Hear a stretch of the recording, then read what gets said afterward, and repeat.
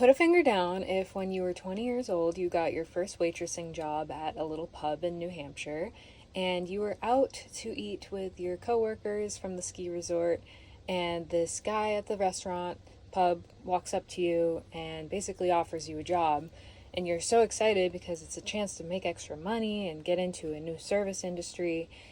So you take the job and you start working with him. Everything's fine. He's really an interesting person.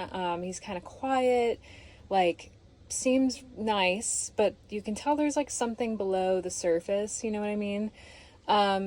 You hear rumors around the town, people at work being like, hey, you might want to watch out for that guy.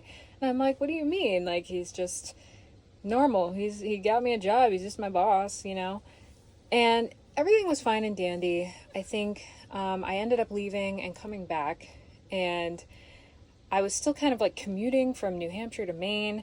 So he buys me a hotel room, like a nice hotel room. One night I was working until like 2 in the morning, and I was going to drive back to Maine, and yeah, bought me the hotel room. Was definitely being creepy after that. Was calling me and texting me, asking me to hang out at the hotel room and everything.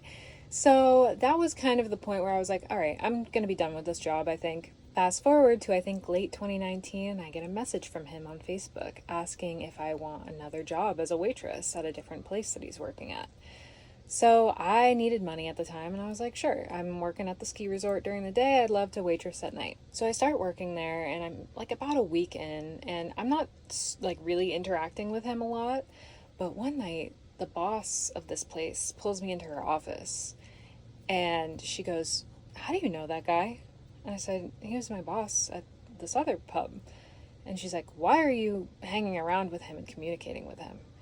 I said, I don't know. He got me this job. And she goes, he's wanted for murder, right?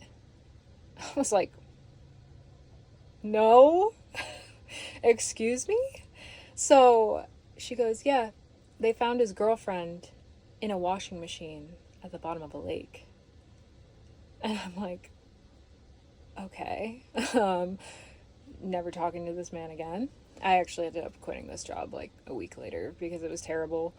But yeah, blocked him off of everything and dug deeper into that. There's actually a podcast, Murder, She Wrote, the tragedy in rural New Hampshire.